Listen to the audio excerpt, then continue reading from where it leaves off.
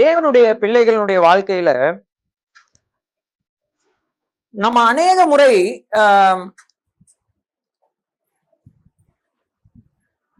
நாம் இங்கிருந்து புறப்பட்டு போய் அவரோடு கூட வாழப்போகிற வாழ்க்கையை குறித்ததான யோசனையை நமக்கு நிறைய இருக்கு இல்லையா?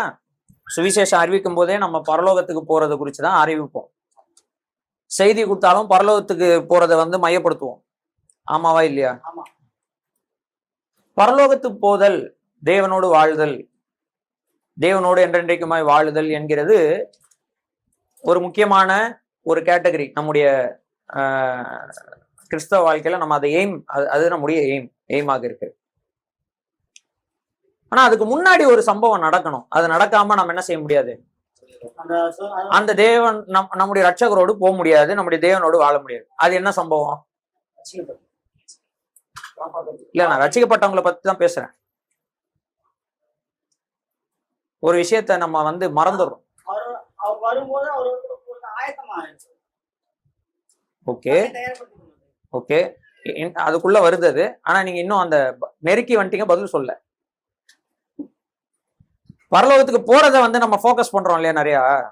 அதுக்கு முன்னாடி ஒன்று நடக்க வேண்டியிருக்குது, அதை நம்ம ஃபோக்கஸ் பண்றதே இல்லை. அதை குறிச்சுதான் அதிகமா வேதாகமத்துல அப்போஸ்தலர்கள் ஃபோக்கஸ் பண்ணியிருக்கிறாங்க. சபையாய் ஒருமனப்பட்டு ஒரே ஐக்கியம் உள்ளவர்களாய் அவரை பின்பற்றணும்.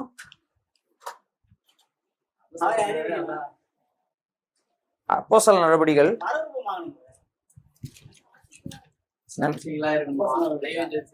நீங்க அந்த மறுரூபமாகணும் சொன்னீங்க இல்லையா, சாட்சிகளா இருக்கணும் சொன்னீங்க இல்லையா, ஒன்னா வாழணும்னு சொன்னீங்களா, ஆயத்தமாகணும்னு சொன்னீங்களா. அதுக்கப்புறம் நடக்க வேண்டிய ஒண்ணு, மறுரூபம் அடைகிறதுக்கு முன்னாடி நடக்க வேண்டிய ஒண்ணு. அது என்னது?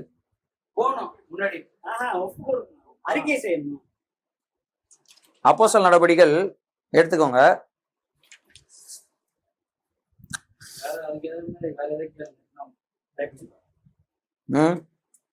டைம் ஆயிடுச்சு, அதனால நான் போயிடுறேன். அப்போஸ்தல நடவடிக்கைகள் 1ஆவது அதிகாரம் எடுத்துக்கோங்க.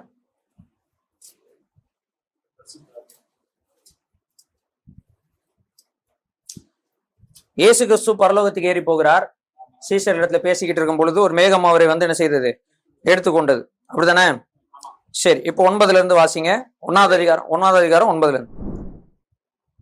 இவைகளை அவர் சொன்ன பின்பு அவர்கள் பார்த்து கொண்டிருக்கையில் உயர எடுத்துக்கொள்ளப்பட்டார். அவர்கள் கண்களுக்கு மறைவாக ஒரு மேகம் அவரை எடுத்துக்கொண்டது. அவர் போகிற போது அவர்கள் வானத்தை அண்ணாந்து பார்த்து கொண்டிருக்கையில் இதோ வெண்மையான வஸ்திரம் தரித்தவர்கள் 2 பேர் அவர்களுக்கு அருகே நின்று, கலிலேயராகிய மனுஷரே, நீங்கள் ஏன் வானத்தை அண்ணாந்து பார்த்து நிற்கிறீர்கள்? ஸ்டாப் பண்ணுங்க. இப்ப ஏன் வானத்தை அண்ணாந்து இவங்க பார்த்துட்டு இருக்கிறாங்க?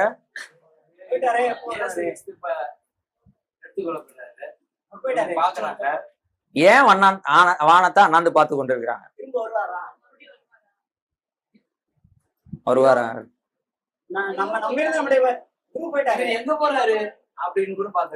ஓ, நீங்க சொன்ன எல்லாமே அதுக்குள்ள அடங்கும். ஏன் பாத்துக்கிட்டு இருந்தாங்கன்னு நமக்கு தெரியாது. தெரியுமா தெரியாதா? ஆனா எங்கேயாவது சொல்லியிருக்காங்களா ஏன் உங்க வானத்தை நாங்க அண்ணாந்து அன்னைக்கு பாத்துட்டு இருந்தோம்னு எங்கேயாவது சொல்லியிருக்காங்களா? சொல்லல. அதனால நமக்கு தெரியாது. நம்மளா யூகிக்கிறோம், அப்படியே கூட இருந்தாரு, இப்படி போயிட்டாரு அப்படின்னு. பேசிக்கிட்டே இருக்கும்போது ஒரு ஆள் அப்படியே எடுத்துக்கொள்ளப்படுறாரு, திடீர்னு அப்படியே காணாம போயிடுறாருன்னா எல்லாரும் என்ன பண்ணுவோம்? அண்ணாந்து பார்த்துட்டு தான் இருப்போம். ஸோ அதனால பார்த்துட்டு தான். கரெக்டா? இப்போ அதுக்கு அவங்க சீஷர்கள் தூதர்கள் சொல்றாங்க பாருங்க. ஏன் பார்த்து கொண்டிருந்தீர்கள்? அதுக்கப்புறம் வாசிங்க. உங்களிடத்திலிருந்து வானத்திற்கு எடுத்துக்கொள்ளப்பட்ட இந்த இயேசுவானவர் எப்படி உங்கள் கண்களுக்கு முன்பாக வானத்துக்கு எழுந்தருளி போனாரோ, அப்படியே மறுபடியும் வருவார் என்றார்கள். எப்படி எழுந்தருளி போனார்? எப்படி? ஹவு?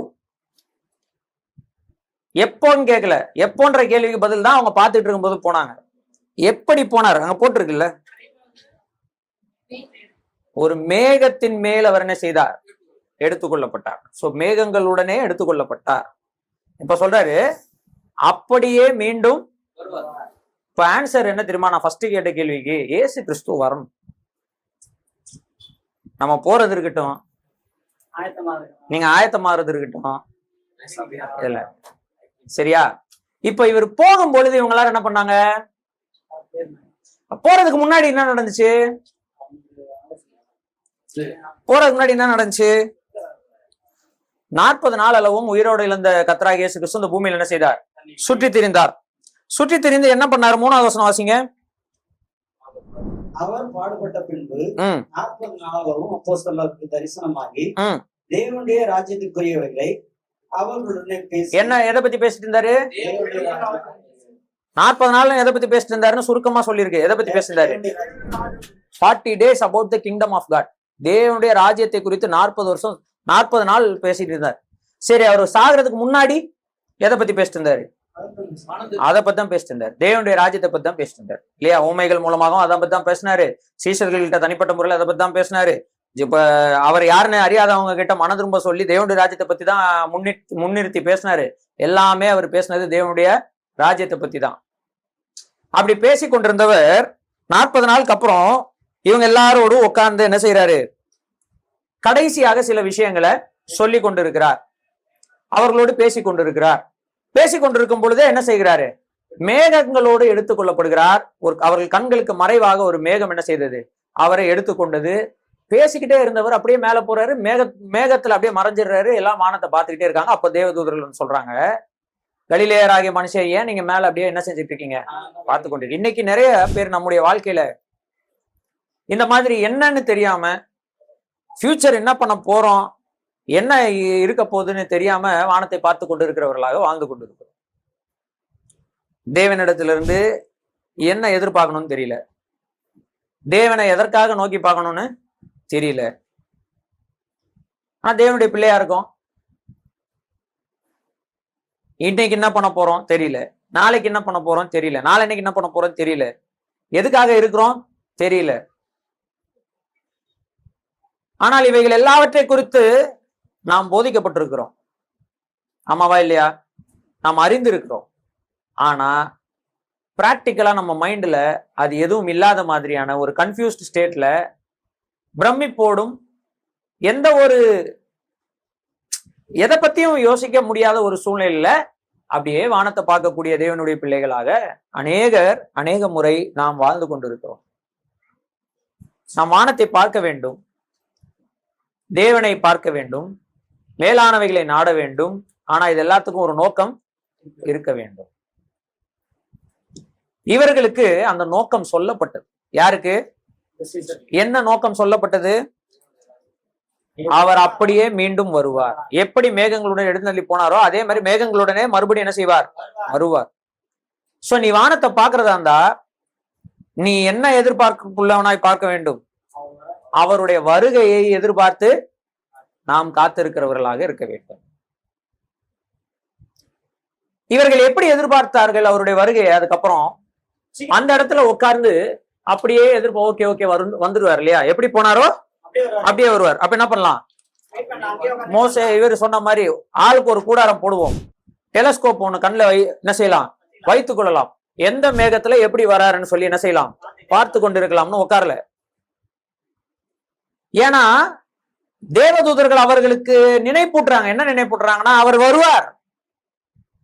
எப்படி எருளி போனாரோ அப்படியே வருவார். உடனே அவங்க என்ன பண்றாங்க பாருங்க, 12வது வசனத்துல நீங்க போங்கன்னா அவங்க சொல்லவே இல்லை. அவங்களுக்கு இயேசு கிறிஸ்து சொன்னவைகள் ஞாபகம் வருது. அவங்க மறுபடியும் எருசலேமுக்கு என்ன செய்யறாங்க? போறாங்க. ஒலிவ மலையில இருந்து எருசலேமுக்கு போறாங்க. அங்க போய் அதுக்கப்புறம் அவங்களுடைய வேலையை துவங்குறாங்க. அப்ப காத்திருத்தல் என்றால் என்ன அர்த்தம்? அதான் இவ்வளவு நேரம் எக்ஸ்பிளைன் பண்ணிட்டு கேக்குறான். காத்திருத்தல்னா என்ன அர்த்தம்? உட்காந்து சேர் போட்டு பார்த்துட்டு இருக்கிறதல்ல. வேலையை செய்வதற்கு பேர் தான் என்னது? காத்திருத்தல். வேலையை செய்வதற்கு பேர் தான் காத்திருத்தல். இதை குறித்து ஓமையாக கர்த்தராகிய இயேசு கிறிஸ்து ஏற்கனவே மத்தேயு எழுதின சுவிசேஷத்துல, லூக்கால எல்லாம் சொல்லி இருக்கிறார். ஒரு ராஜா இருந்தான். அவனுடைய ராஜ்ய பாரத்தை ஜனங்கள் கிட்ட கொடுத்துட்டு தூரதேசத்துக்கு என்ன செஞ்சான்? போயிட்டான். ரிட்டர்ன் வரும்போது பாக்குறான் திடீர்னு அவங்க நினையாத நேரத்துல அவன் வரான். இவங்க எல்லாரும் என்ன பண்ணி கொண்டிருக்கிறாங்க? தூங்கி கொண்டு இருக்கிறாங்க, வேலை செய்யல. அவர் சொல்லிட்டு போன எதையும் செய்யல. அவங்களா ஏதோ என்ன செய்து கொண்டிருக்கிறார்கள், பண்ணி கொண்டிருக்கிறார்கள். இப்ப கர்த்தர் என்ன பண்றாரு? அவன் கையில இருந்து ராஜ்யத்தை பிடுங்கி வேற ஒருவருக்கு கொடுக்கிறார் அப்படின்றத வாசிக்கிறோம். இன்னொரு உவமையில வாசிக்கிறோம். ஒருவனிடத்துல 5 தாலந்துகள், ஒருவனிடத்துல 2 தாலந்துகள், ஒருவனிடத்துல 1 தாலந்து கொடுத்துட்டு அந்த ராஜா போயிடுறாரு. ரிட்டர்ன் வந்து பாக்குறாரு, ஒருத்தன் வேலை செஞ்சிருக்கிறான், இன்னொருத்தனும் வேலை செஞ்சிருக்கிறான், இன்னொருத்தன் உட்காந்து என்ன செய்து கொண்டிருக்கிறான். அவர் வருவார், வரட்டும். அவர் வரும்போது பத்திரமா வச்சு அப்படியே அவர்கிட்ட இந்த 3வது கேட்டகரியா தான் நம்ம அநேக முறை என்ன செய்யறோம். நான் பேசுறதுடைய சீரியஸ்னஸ் உங்களுக்கு புரியுதான்னு எனக்கு தெரியல. அவரால் அனுப்பப்பட்டவர்களாகிய நாம், அவரால் உட்கார வைக்கப்பட்ட நாம் இல்ல. நம்மளாம் யாரு? எப்படி அனுப்பிச்சாரு? அப்புறம் நீங்க அவரை தட்டாதீங்க, நீங்க சொல்லுங்க. நீங்க உலகம் எங்கும் போங்க, உங்களுக்கு விசா பாஸ்போர்ட் அது எல்லாமே வந்து நான் தான். வானத்திலும் பூமியிலும் சகல அதிகாரமும் எனக்கு கொடுக்கப்பட்டு நீ புறப்பட்டு போ. உலகம் போய் சகல சர்வ சிருஷ்டிக்கும் சுவிசேஷத்தை பிரசங்கள். மார்க் 16:15. மத்தேயு 28 நம்ம என்ன உலகம் போய் எல்லாரையும் சீசராக்குங்க. அப்போ நமக்கு என்ன பண்றாரு அப்படின்னா, நம்ம அனுப்பி இருக்கிறார். நம்ம என்ன செய்திருக்கிறார்? அனுப்பி இருக்கிறார். நாம் என்ன பண்ணி கொண்டு இருக்கிறோம்? அனுப்புனா என்ன பண்ணோம்? நம்ம என்ன பண்றோம்? உட்காந்து. இவங்க புரிஞ்சுக்கிட்டாங்க. தூதர்கள் சொன்னாங்களா நீங்க போங்க திரும்ப அப்படின்னு? அவங்க என்ன சொன்னாங்கன்னா அப்படியே வருவாருன்னு சொன்னாங்க. அப்ப உண்மையாகவே அவருடைய வருகைக்கு காத்திருக்கிறதுனுடைய அர்த்தம் என்னன்னா, ஏன்னா அப்படியே மீண்டும் வருவார். அவர் வர்றதுக்குள்ள என்ன செய்யணும்? ஒருத்தர் வந்து செஞ்சு முடிச்சுட்டு சொல்றாரு, நான் ஓட்டத்தை முடித்தேன். அவர் வந்து ஒன்னும் வானத்திலிருந்து இருந்து புதுசாக வேற ஒரு மேகத்துல இறங்கி வந்த தேவதூதர் இல்ல. அவர் ஒரு கொலைகாரன், அவர் ஒரு ரவுடி. பேசிக்கா சொல்லலாம் அதுதான் தாதா. ஆமா, ஆட்களை ஏவி விடுவாரு. அவர் கொலை பண்றவங்களுடைய வஸ்திரங்களை கொண்டு வந்து இவரு பாதத்துல என்ன செய்வாங்க? வைப்பாங்க. அவரே அடிப்பாரு. நான் அடிக்கிறவனாயிருந்தேன், துன்புறுத்துகிறவனாயிருந்தேன், நான் கொலைகாரனாயிருந்தேன், எல்லா பாவிகளிலும் லிஸ்ட் எடுத்து போட்டீங்கன்னா அதுல ஃபர்ஸ்ட் பாவி நான் தான் என்றெல்லாம் அவர் சொல்லுகிறார் தன்னை குறித்து. ஆனா அவர் சொல்றாரு, என்ன பண்ணாரு? ஃபுல்லா முடிச்சிட்டேன்றாரு. ஃபுல்லா முடிச்சிட்டேன். I am ready, I am ready. அவர் வரதுக்கு நான் ரெடி. நான் போறதுக்கு ரெடின்னு சொன்னாரா? அவர் வரதுக்கு நான் ரெடி. அப்படின்னா அவருடைய வருகைக்காக காத்திருத்தல் என்றால் என்னன்னா, இன்னைக்கு நிறைய பேருக்கு காத்திருக்கிறதுனா என்ன அர்த்தம்? உட்கார்ந்து கொண்டிருப்பது. காத்திருத்தல் என்பது சோம்பேறித்தனம் அல்ல. காத்திருத்தல் என்றால் சும்மா உட்கார்ந்து கொண்டிருப்பது அல்ல. காத்திருத்தல் என்றால் வேலையை செய்வது என்பதை இந்த இடத்துல நம்ம வந்து வாசித்து புரிந்து கொள்கிறோம். அவரிடத்துல போகணும் அப்படின்னா அவர் வந்தாதானே என்ன செய்ய நீங்க போக முடியும். நீங்களா போக முடியுமா? முடியாது. அப்ப அவர் வரணும்.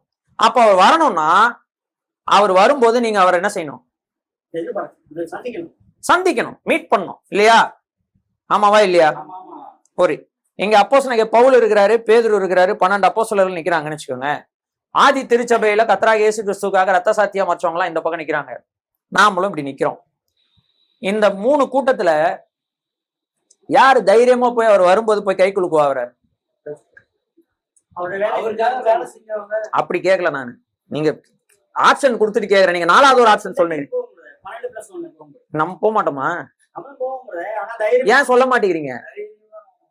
தைரியமா போயிட்டு, கர்த்தாவே உங்களுக்காகவே இவ்வளவு நாள் என்ன பண்ணியிருந்தேன், வெயிட் பண்ணியிருந்தேன், இந்தாங்க நீங்க கொடுத்த 5 தாளந்தோ 2 தாளந்தோ அப்படியே டபுள் ட்ரிபிள் ஆக்கி என்ன செஞ்சிருக்கிறேன், கொண்டு வந்திருக்கிறேன், எடுத்துக்கோங்க, இதை வச்சு நீங்க என்ன பண்ணணும்னு நினைக்கிறீங்களோ பண்ணிக்கோங்க அப்படின்னு சொல்லி, உண்மையும் உத்தமமான ஊழியக்காரனே உன் எஜமானின் சந்தோஷத்திற்குள் பிரவேசின்னு சொல்லி இந்த 3 கூட்டத்துல யாரை பார்த்தா அவர் சொல்லுவாருன்னு நீங்க நினைக்கிறீங்கன்றத மனசுல வச்சுக்கோங்க. இப்ப நம்ம ஒரு வசனத்தை வாசிக்கலாம். 1 யோவான் வசனங்கள் சொல்லப்படும் பொழுது உங்களுக்குள் அது போவதற்கு இடம் கொடுங்கள். அது உங்களுக்குள்ள போய் வேறொன்று கிரியை செய்வதற்கு என்ன செய்யுங்க, சிந்திங்க அந்த வசனத்தை. என் வாழ்க்கையில் இப்படி இருக்குதான்னு சொல்லி. சரி, இப்ப எதை பத்தி படிச்சுட்டு இருக்கோம்னா, கர்த்தராகிய இயேசு கிறிஸ்து வரணும், அதுக்காக காத்து இருக்கணும்னா என்ன அர்த்தம்? வேலை செய்யணும். இப்ப கர்த்தராகிய இயேசு கிறிஸ்து வராம நாம அவரிடத்துல என்ன செய்ய முடியாது, போக முடியாது. அப்ப நம்முடைய எதிர்பார்ப்பு, அப்போஸ்தலனாகிய பவுல் சொல்றாரு, நம்முடைய குடியிருப்போ பரலோகத்தில் இருக்கிறதுன்னு சொல்றாரே தவிர எதிர்பார்ப்பு அதுன்னு சொல்லல. நமக்கெல்லாம் எதிர்பார்ப்பு அங்க போறதுன்னு இருக்கு. அதுக்கு முன்னாடி நடக்க வேண்டியது ரொம்ப முக்கியம். அவர் சொல்றாரு, அங்கிருந்து நம்முடைய கர்த்தராகிய இயேசு கிறிஸ்து என்னும் ரட்சகர் வருவதற்காக எதிர்பார்த்து கொண்டிருக்கிறோம். அவர் வராம நம்ம என்ன செய்ய முடியாது, போக முடியாது. அப்போ அவருடைய வருகையும் அவரை சந்தித்தலும், இதுதான் நம்முடைய வாழ்க்கையில என்னவா இருக்கணும், எதிர்பார்ப்பாக இருக்க வேண்டும். அதுக்கப்புறம் ஆட்டோமேட்டிக்கா நடந்துரும். அதுக்கப்புறம் உள்ள விஷயங்கள் என்ன செஞ்சிரும், ஆட்டோமேட்டிக்கா நடந்துரும். எதிர்பார்ப்பு என்னவா இருக்கணும், அவர் வரதுதான் எதிர்பார்ப்பாரு. அப்படிதான் வேத வசனம் சொல்லுது. நான் போக வேண்டும் என்று எதிர்பார்க்கிறேன். ஏதாவது ஒரு வசனம் காமிங்க.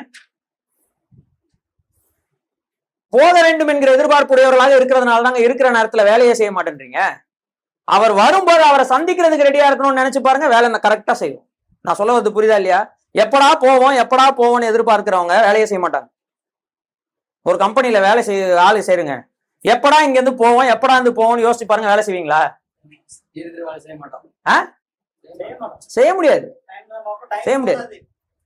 அப்ப எப்போ போவான்னு நினைக்காதீங்க, அவர் எப்போ வருவாருன்னு நினைங்க. ஏன்னா அவர் வருகையில ரொம்ப முக்கியமான விஷயம் ஒண்ணு நடக்கணும். அந்த விஷயம் நடந்தாதான் நாம அவர் கூட என்ன செய்ய முடியும், போகணும். அவருடைய வருகை ரொம்ப இம்பார்ட்டன்ட். அவருடைய வருகை என்னும்போது என்னமோ அப்படியே நேரா வருவாரு, அப்படியே கையை பிடிச்சி வாங்க கூட்டின்னு போயிடுவாருன்றது ஒரு யூகமாக நீங்க நினைத்து கொண்டிருக்கலாம். ஆனா அவருடைய வருகை குறித்ததாக அவருடைய மார்பில் சாய்ந்து கொண்டிருந்த அப்போஸ்தலனாகிய யோவான் தன்னுடைய முதல் நிருபத்தினுடைய 2வது அதிகாரத்துல இப்படியாக எழுதுகிறார். ரொம்ப சின்ன வசனம், முடிஞ்சா மனப்பாடம் பண்ணிக்கோங்க, உங்க வீட்டுல எழுதி ஒட்டுங்க. நிறைய வசனம் இந்த மாதிரி நான் சொல்றேன், இது வரைக்கும் எந்த வீட்லையும் எழுதி ஒட்டினதாக நான் பார்க்கவில்லை. இந்த வசனமாவது ஒட்டப்படுமா என்று நான் பார்க்கிறேன். 1 யோவான் 2வது அதிகாரம் 28வது வசனத்தை வாசிங்க. அந்த ஒரு வசனத்தை மட்டும் வாசிங்க. இப்படி இருக்க பிள்ளைகளே அவர் வெளிப்படும் போது நாம் அவர் வருகையில் அவருக்கு முன்பாக வெட்கப்பட்டு போகாமல் தைரியமுள்ளவர்களா இருக்கும்படிக்கு அவரில் நிலைத்திருங்கள். இப்ப இவருடைய எய்ம் என்னது, இவர் நமக்கு கற்பிக்கக்கூடிய நோக்கம் என்ன சொல்லுங்க பார்க்கலாம். ஒரு ஆளா சொல்லுங்க, இவர் நமக்கு கற்பிக்கிற நோக்கம் என்ன? யாராவது புரிஞ்சுக்கிட்டீங்கன்னா சொல்லுங்க. சொல்லுங்க. அது நோக்கம் அல்ல. நோக்கம் என்ன? நல்லா வாசிச்சு சொல்லுங்க.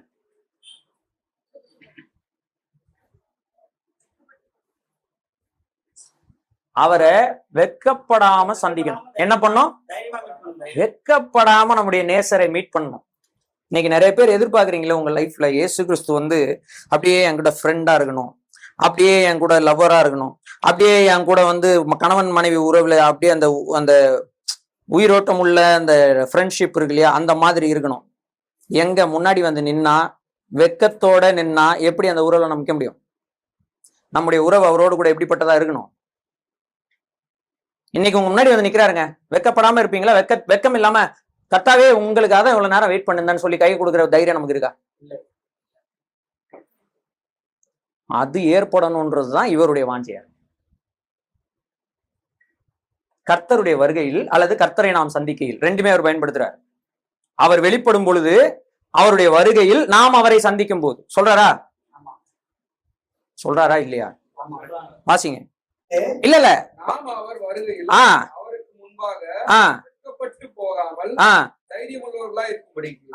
அப்போ அவர் வெளிப்படுவாரு, அவர் வருவாரு, நாம் அவர் என்ன செய்யணும்? சந்திக்கணும். அப்போ நான் என்ன செய்யக்கூடாது? வெட்கப்பட்டு. இந்த ஸ்கூல்ல வந்து இந்த இது நடக்கும், நாங்க படிக்கும்போது ரெக்கார்ட் நோட் சப்மிஷன் இருக்கும். அப்ப என்ன பண்ணுவாங்கன்னா, எல்லாம் ரெக்கார்ட் நோட் வச்சு லைனா நிக்கணும். டீச்சரு வருவாங்க. அப்ப நாங்க என்ன பண்ணுவோம்னா, இந்த முடிக்காதவங்க எல்லாம் இருப்பாங்க, நான் எல்லாம் முடிக்க மாட்டேன் கரெக்ட் டைமுக்கு. அப்ப முடிக்காத சிச்சுவேஷன்ல என்ன பண்ணுவோம்னா, அங்க 3வது ஆளா நின்றுன்னு வச்சுக்கோங்களேன், எப்பவுமே 3வது ஆளாவே இருந்துட்டு இருப்பேன். அப்ப எப்படி அப்படியே மூணு நாள் தண்ணி நீ போடா நீ போடா நீ போடா நீ போடான்னு கடைசி நிமிஷத்துல எழுதுறது, உட்காந்து கட கட கடன்னு எழுதி பின்னாடி பின்னாடி பின்னாடி பின்னாடி பின்னாடி போய் நிக்கிறது. அப்படின்னா என்ன அர்த்தம்? வேலைய முடிக்கல, அதனால டீச்சர் வரும்போது அவங்களை என்ன செய்ய முடியல, சந்திக்க முடியல. இந்த மாதிரி நம்ம இயேசு கிறிஸ்து என்ன செய்யக்கூடாது, சந்திக்க. நமக்கு அவர் கற்பிக்கிற நோக்கத்தை பாருங்க. அப்போஸ்தலனாகிய பவுல் என்ன சொல்றாரு? முடிச்சிட்டேன், காத்து கொண்டேன், போராடினேன்.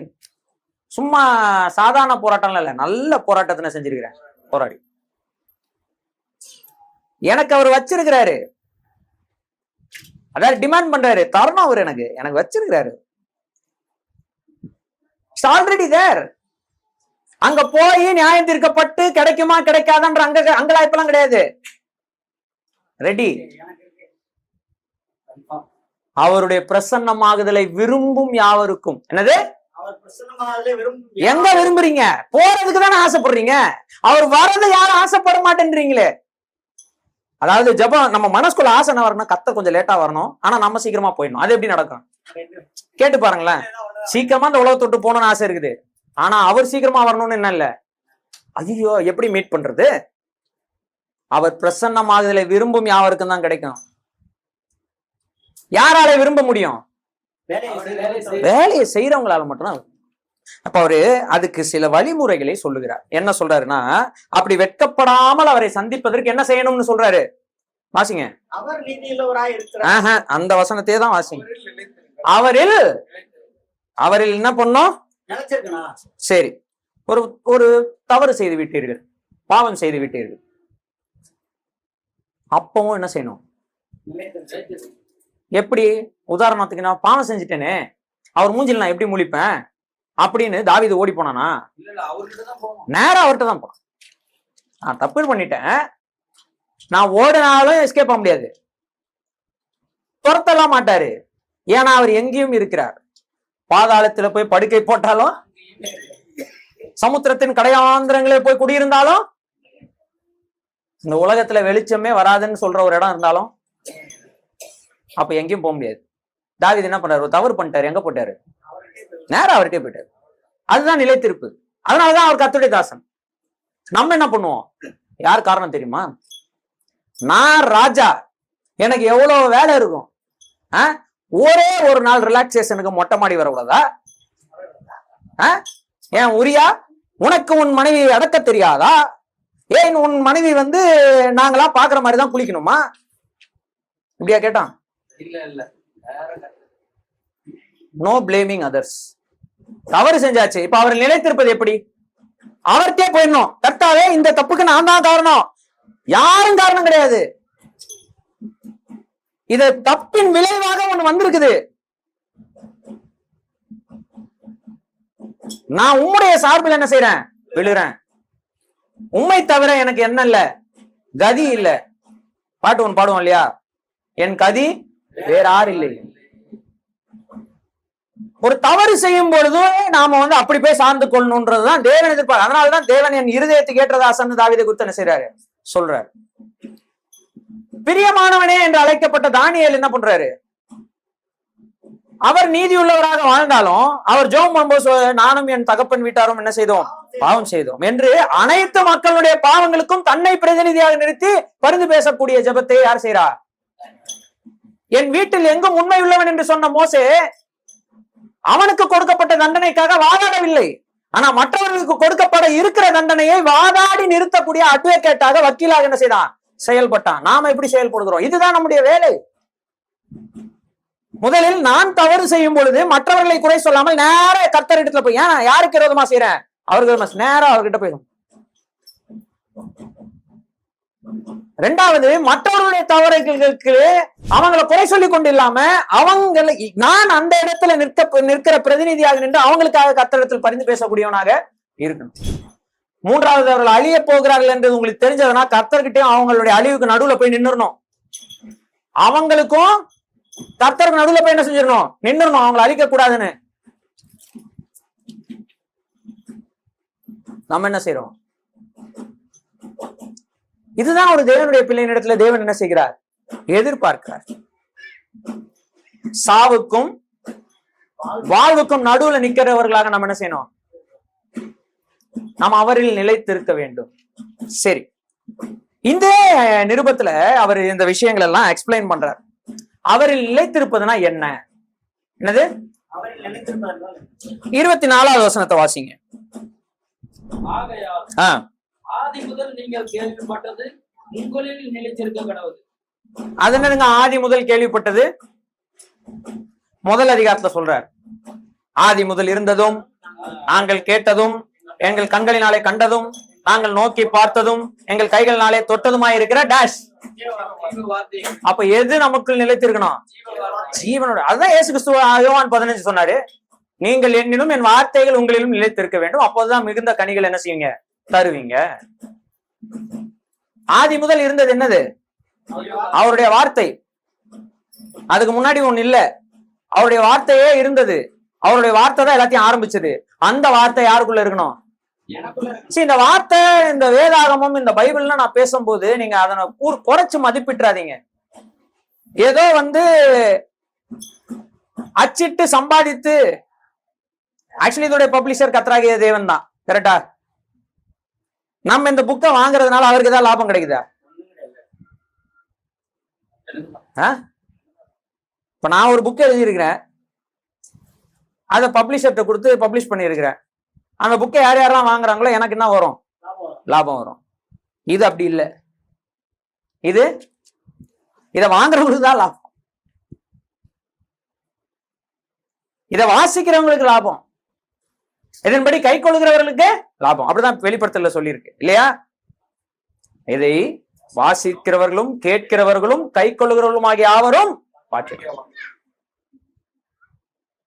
அப்படி இருக்கிற இந்த வார்த்தை எவ்வளவு மேன்மை உள்ளது! இந்த வார்த்தை உலகத்தை உண்டாக்கியது.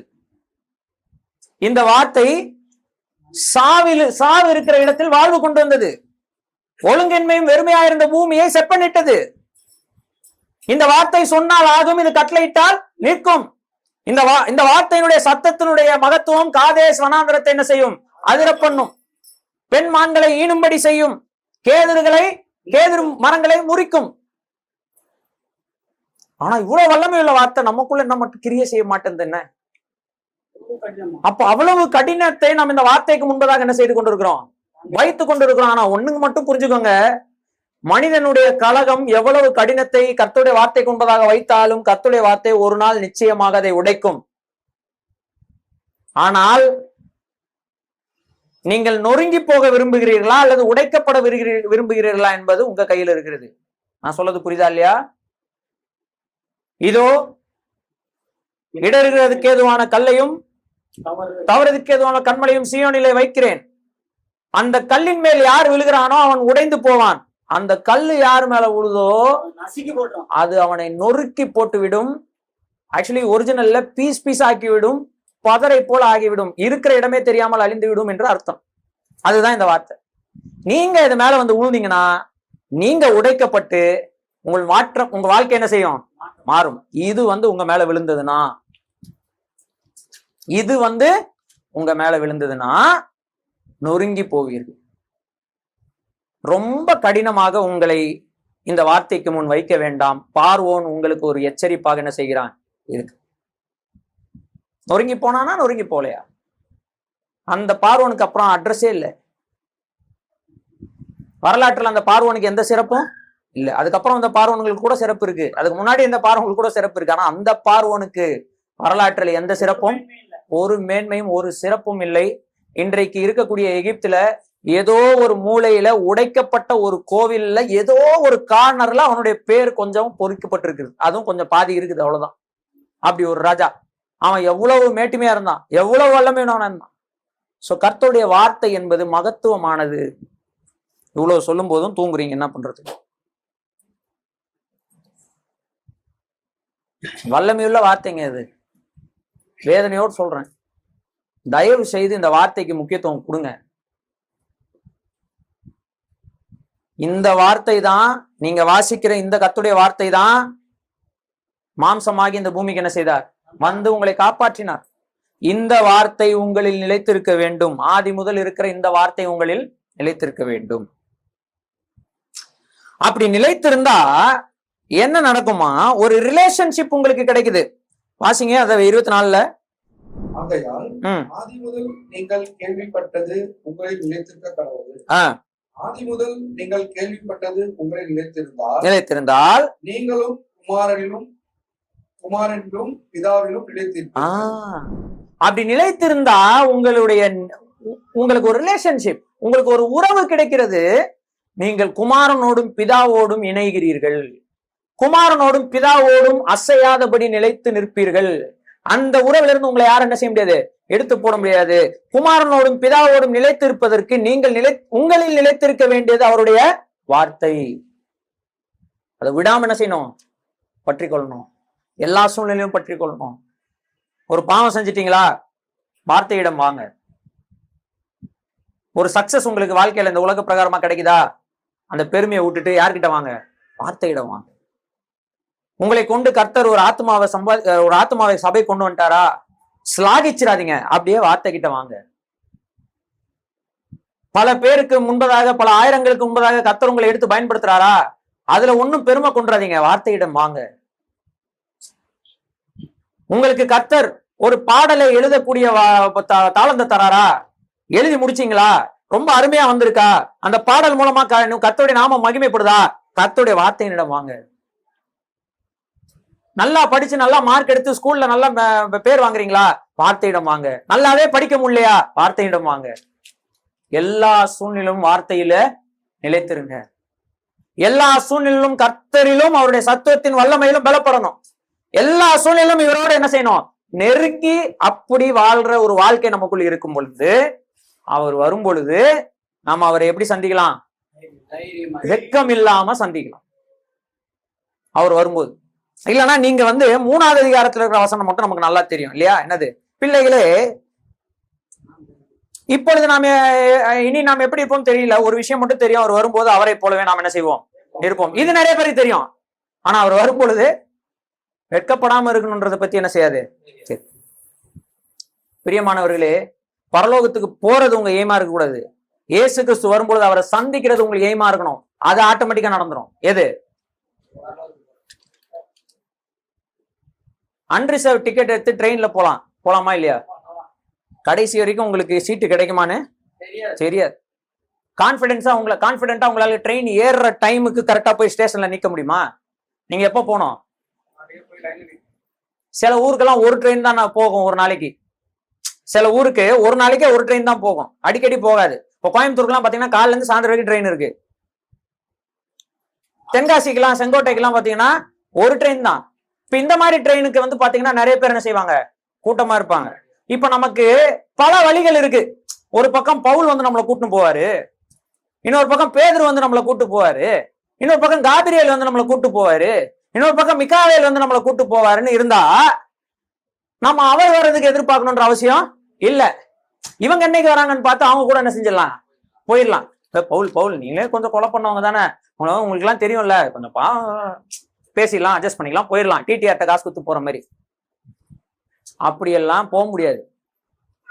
அவர் வரும்பொழுது அவரை வெட்கம் இல்லாம சந்திக்கணும். அதுதான் எய்ம். அவர் வரணும்ன்றது நமக்கு எதிர்பார்ப்பா இருக்கணும். அவரை சந்திக்கிறது வெட்கம் இல்லாம சந்திக்கிறதா நமக்கு. இது நம்முடைய வாழ்க்கையினுடைய நோக்கமாக மாறணும். அதுக்கு என்ன பண்ணணும்? அவரில் நிலைத்திருக்கணும். எல்லா சூழ்நிலையும் என்ன செய்யணும்? நிலைத்திருக்கும். ஒருத்தன் கூடவே இருந்தான், தேவன் அவனை எடுத்துக்கொண்டார். யாரு? ஏன் எடுத்துக்கொண்டாரு? அவருக்கு ரொம்ப பிடிச்சு போச்சு. எப்படி, எந்த அளவுக்கு பிடிச்சிருச்சுன்னா, இவன் எதுக்கு இங்க வாழணும், இவன் என் கூடவே இருக்கணும்னு ஆசைப்படுறான் இல்லையா? அப்புறம் எதுக்கு இவன் இங்க இருக்கணும்? நமக்கு எங்க இந்த ஆசை இருக்கு? அவன் தைரியமா டெய்லியும் கர்த்தரோடு நடந்தான், வெக்கப்படல கர்த்தரை சந்திக்கிறதுக்கு. யாரு? இன்னொருத்தன் அதே மாதிரி சஞ்சரித்து கொண்டிருந்தான். ஆனா கர்த்தர் என்ன பண்ணாரு? அவனை வேற ஒரு வேலையை கொடுத்தாரு. நோவா. எலியா இஸ்ரவேலுக்கு தகப்பனும் குதிரை வீரனுமா இருந்தான். எலிசா செத்து போய் மண்ணோட மண்ணாயி எலும்பு மட்டும் இருக்குது. இன்னொரு சரீரத்தை தூக்கி அவசரத்துல தூக்கி போட்டு போறாங்க. இவன் சரீரம் போய் அந்த எலும்புல மொட்டின உடனே அவன் ஏஞ்சி உயிரோட ஊருக்குள்ள வந்துட்டான். இதெல்லாம் வாசிக்கும் போது என்ன தெரியுதுன்னா, சரி தேவன் நம்மள சாதாரண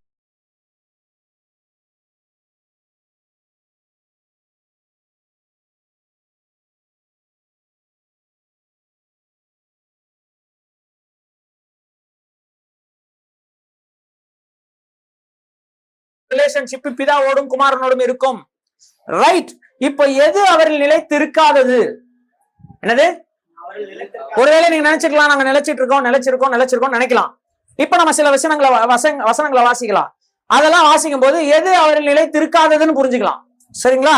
1ஆம் அதிகாரத்துக்கு வாங்க. 6ஆம் வசனத்துல இருந்து வாசிங்க.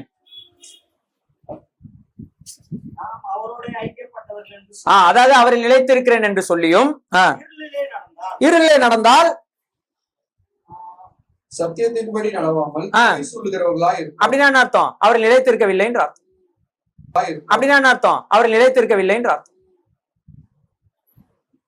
அப்ப அவர் வரும்போது தைரியமா சந்திக்க முடியும். அப்படிதானே? அப்போ அவரில் நிலைத்திருக்கிறவன் இருளில் என்ன செய்யக்கூடாது? நடக்கக்கூடாது. இததான் போன வாரம் டேனியல் பிரதர் பேசுறதுக்கு முயற்சி செஞ்சார். அவரில் நிலைத்திருக்கிறவன் சொல்றவன் என்ன செய்யக்கூடாது? இருளில் நடக்கக்கூடாது. இருளில்னா என்னது? இருள்னா என்னது? அது ஒரு இருட்டுங்க. ஐயோ பயங்கர இருட்டு. என்ன இருட்டு? என்ன சொன்னீங்க? ஒளி இல்லாததாண்டா இருட்டு. அது பிராக்டிகலி அறியாமை. இருளில் ஒருவனுக்கும் ஒன்றும் தெரியாது. இயேசுக்கு சொல்றாரா இல்லையா? குருடருக்கு குருடர் வழிகாட்ட முடியுமா? இருவரும் என்ன பண்ணுவார்கள்? குழியில் விழுந்து விடுவார்களே. இல்லையா? இருளில் நடப்பதென்றால் அறியாமையில் இருப்பது. ஆனா நம்ம மேல இயேசு கிறிஸ்துவின் முகத்தில் உள்ள அவருடைய மகிமையாகிய ஒளியை தேவன் நம் முகத்தில் என்ன செய்திருக்கிறார்? இருதயங்களில் வீச பண்ணி இருக்கிறார். அறிவாகிய ஒளின்னு வாசிக்கிறோம். என்னது? அறிவாகிய ஒளி. சரி, அப்ப இருளில் நடப்பதுன்னா என்ன? எபேசியர்கள் நிருபம். அறியாமையில் நடப்பதுன்னா என்ன? அதான் பார்க்க போறோம். ஏற்கனவே படிச்சதுதான், நான் எக்ஸ்பிளைன் பண்ணல, வாசிச்சுட்டு போயிடலாம். எபேசியர் 4ஆம் அதிகாரம் 15ல இருந்து வாசிங்க. 17ல இருந்து வாசிங்க. நான் உங்களுக்கு சாட்சியாக சொல்லி எச்சரிக்கிறது என்னவெனில் மற்ற புறஜாதிகள் தங்கள் வீணான சிந்தனை நடக்கிறது போல நீங்கள் இனி நடவாமல் இருங்கள். அவர்கள் புத்தியில் அந்தகாரப்பட்டு தங்கள் இருந்த கட்டத்தின் நிமித்தம் தங்களில் இருக்கும் அறியாமையினாலே தேவனுடைய ஜீவனுக்கு அந்நியராய், தேவனோடு கூட வாழ்கிற வாழ்க்கைக்கு அந்நியராயிருந்து உணர்வில்லாதவர்களாய் எல்லா விதமான அசுத்தத்தையும் ஆவலோடு நடவிக்கிறார்கள். போதும் கொடுங்க. அப்ப இருள நடக்குதுன்னா என்னது? நம்ம இதுக்கு முன்னாடி எப்படி நடந்திருந்தோமோ பிரதர், என் லைஃப்ல முன்னாடி பின்னாடி எல்லாம் இல்ல பிரதர், எப்பவும் ஒரே மாதிரிதான். அது கரெக்ட் தான். முன்னாடிக்கும் பின்னாடிக்கும் வித்தியாசம் இல்லாம அப்படியே வாழ்ந்தா ஒரே மாதிரி தான் இருக்கும். இன்னைக்கு உங்களுடைய முகத்துல ஒரு சவுல் மேல விழுந்த மாதிரி ஒரு ஒளியை கர்த்தர் விழப்பண்ணுகிறார். அவருடைய வார்த்தை ஆகிய அறிவாகிய ஒளி அது சொல்லுது, நீ இன்னும் இருளிலே இருக்கிறாய். மற்ற புறஜாதிகள் தங்கள் வீணான சிந்தனையில் நடக்கிறது போல நீங்கள் நடவாதிருங்கள். அவர்கள் புத்தியில் அண்டர்ஸ்டாண்டிங்கில் அந்தகாரம் உள்ளவர்களாயிருந்து தங்கள் இருதயத்தில் இருக்கும் அறியாமையினாலே தேவனுடைய ஜீவனுக்கு என்னவா இருக்கிறாங்க? அந்நியராக இருக்கிறாங்க. அதனாலதான் சகல அசுத்தத்தையும் ஆவலோடு என்ன செய்யறாங்க? நடத்தி. அசுத்தங்களை செய்யும் பொழுது ஆவல் உள்ளவர்களாய் செய்கிறீர்களா, இல்ல பயந்து போய் ஐயோ இப்படி செய்ய வேண்டிய சுச்சுவேஷன்ல இருக்கிறோமேன்ற ஒரு நடுக்கத்தோடும் வெக்கத்தோடும் செய்யக்கூடியவர்களா இருக்கிறீர்களான்றது உங்களுக்கு தான் வெளிச்சம். சோ இருளிலே நடந்தால் நாம யாரோட ஐக்கியப்படல. அதாவது நிச்சயமாக அவர் வரும்போது என்ன பண்ணுவோம்? அடுத்து என்ன பாருங்க, 2ஆவது அதிகாரம் 9வது வசனம். அதேதான்.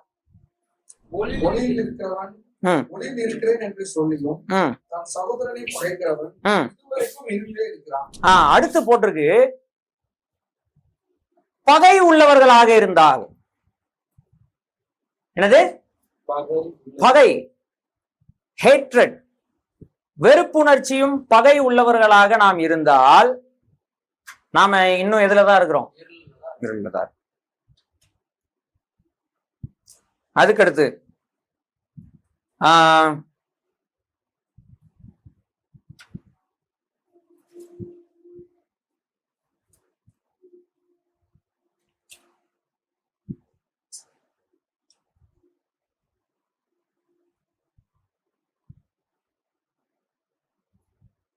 3வது வசனம் 2வது அதிகாரம். அவருடைய கற்பனைகளை நாம் கை கொள்ளுகிறவர்களானால் 4வது வசனம், சாரி. அவரை அறிந்திருக்கிறோம் என்று சொல்லியும் அவருடைய கற்பனைகளை கை கொள்ளாதவன் பொய்யனாய் இருக்கிறான், சத்தியம் இல்லை. 6வது வசனம், அவருக்குள் நிலைத்திருக்கிறேன் என்று சொல்லி அவருக்குள் நிலைத்திருக்கிறேன்னு ஒருத்தன் சொன்னான்னா அவர் நடந்தபடியே அவர் எப்படி நடந்தாரோ அதே மாதிரி என்ன செய்யணும்? நடக்கணும். அப்புறம் எதெல்லாம் அவருக்குள் நிலைத்திருப்பதில்லை, எப்படி எல்லாம் இருந்தா அவருக்குள் நிலைத்திருப்பதுன்றத இன்னைக்கு சுருக்கமா என்ன செஞ்சிருக்கோம்? படிச்சிருக்கோம். அவரில் நிலைத்திருந்தால் மட்டுமே, அவர் வரும் வரைக்கும் அவரில் நிலைத்திருந்தால் அவர் நடந்தபடியே நடக்க வேண்டும். அவர் எப்படி நடந்தாரோ, அவர் எப்படி வேலைகளை செய்தாரோ, அவர் எப்படி நடந்து கொண்டாரோ அப்படி வாழும் பொழுது இங்க நம்ம வாசிக்கிறோம், அவரில் நாம் நிலைத்திருக்கிறோம்.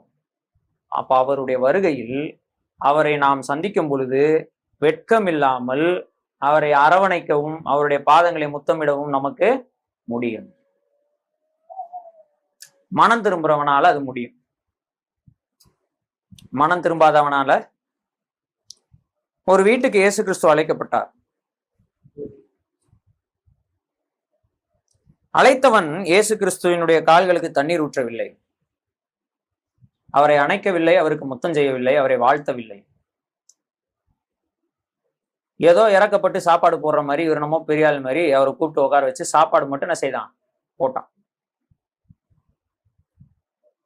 பாவ வழியிலே வாழ்ந்து கொண்டிருந்த ஒரு பெண் மனம் திரும்பினாள், மனது மாறினாள். நேரா இயேசு கிறிஸ்துவனிடம் ஓடி வந்தாள்.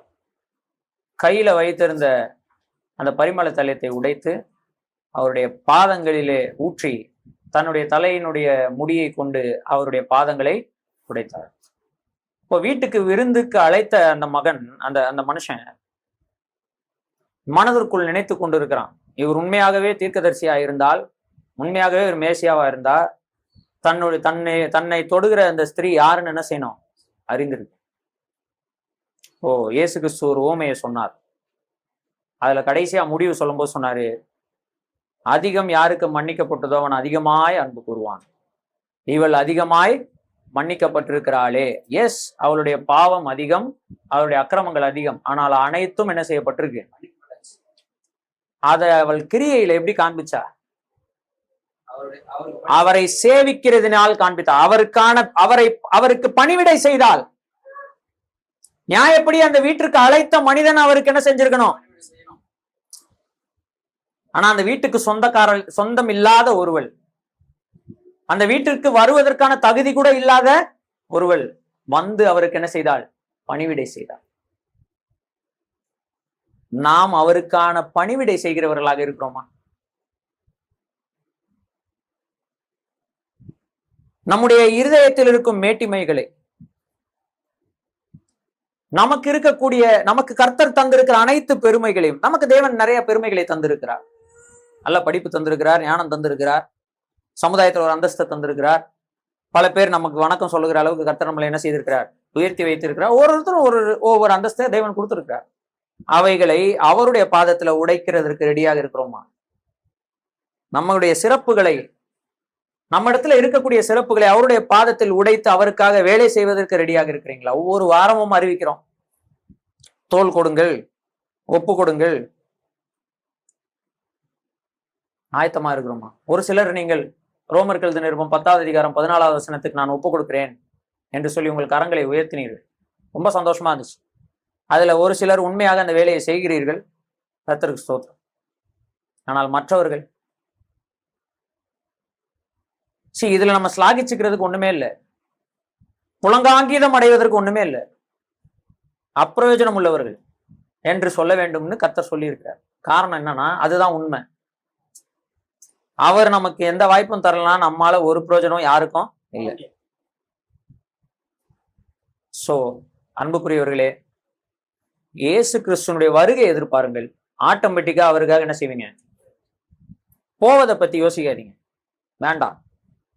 அவர் வரும்போது நாம ஆட்டோமேட்டிக்கா என்ன செஞ்சிருவோம்? அவர் வரதை யோசிங்க.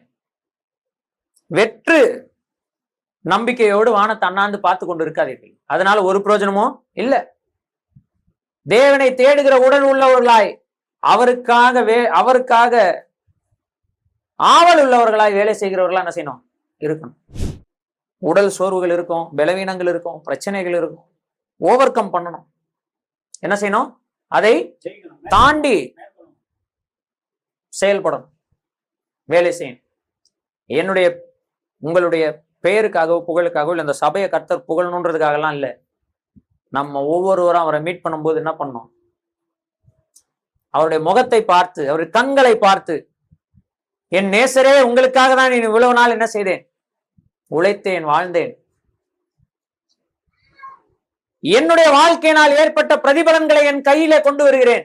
உமக்காக நான் வாழ்ந்த வாழ்க்கையினுடைய கனி இதோ என்று சொல்லி நமக்கு அவர் தந்திருக்கக்கூடிய இந்த அருமையான வாழ்க்கையினுடைய விளைவுகளை அவர் ஆவலோடு நம்மிடத்தில் பெற்றுக்கொள்ளத்தக்கதாய் நம்முடைய எஜமானுக்கு நாம் வேலை செய்கிறவர்களா என்ன செய்யணும்? அப்படி நாம் இருக்க வேண்டும் என்பது அப்போஸ்தலர்களுடைய உபதேசமாய் இருக்கிறது. சரிங்களா? அதனால வாஞ்சையோடு வசனத்தை வாசியுங்கள், வாஞ்சையோடு வசனத்தில் ஈடுபடுங்கள். வசனத்தை நீங்க நேசிக்கிறதுல சோர்ந்து போய்விடாதீர்கள். சலிப்பு தட்டாத நிலைமையிலே வசனத்தின் மேல் வாஞ்சை உள்ளவர்களாக இருங்கள். எந்த அளவுக்கு சலிப்பு தட்டக்கூடாதுன்னா, இப்போ 1 மணி நேரம் பேசி முடிச்சதுக்கு அப்புறம் வெளியில போன உடனே திரும்ப வசனத்தை ஒரு 2 வசனம், ஒரு 3 வசனம் டிஸ்கஸ் பண்ணலாம், கொஞ்சம் வாங்கன்னு கூப்பிட்டா அப்படின்னு நீங்க சொல்றீங்க அப்படின்னா இந்த செய்தி வேஸ்ட். நிச்சயமா இப்ப நீங்க போன உடனே திரும்பி வாங்கன்னு கூட போறது இல்லை. நான் வேற சபைக்கு போனோம் சொல்றேன், ஒரு பேச்சுக்கு சொல்றேன். ஆதி திருச்சபையார் தேவாலயத்தில் அனுதினமும் தரித்து அப்போஸ்தலருடைய உபதேசங்கள் அனுதினமும் அப்போஸ்தலருடைய உபதேசத்திலும் அந்யோன்யத்திலும் அப்பம் பிக்குதலும் ஜெபத்திலும் உறுதியாய் தரித்திருந்தார்கள். ரட்சிக்கப்பட்டவர்களை கர்த்தர் அனுதினமும் சபையில சேர்த்து கொண்டு வந்தார். வீடுகள் தோறும் அப்பம் பித்து அப்படியே சந்தோஷமா இருந்தாங்க. அதை ரிக்ரியேட் பண்றதுதான் இந்த வீட்டு கூட்டங்க. நாம அப்பம் பிக்கல மிக்சர் சாப்பிட்றோம், அவ்வளவுதான். ஆனா வீடுகள் தோறும் என்ன செய்யறோம்? கூடுகிறோம். அதுக்கு யாரும் வரமாட்டேன்றீங்க. கூப்பிட்டா பார்க்கலான்றீங்க, அது என்ன பதில்னு தெரியல. வீட்டுக்கு சிஸ்டர் கூட்டம் இருக்குது வாங்கன்னா பார்க்கலாம், சரி பார்த்துக்கிட்டே இருங்க. அப்படியே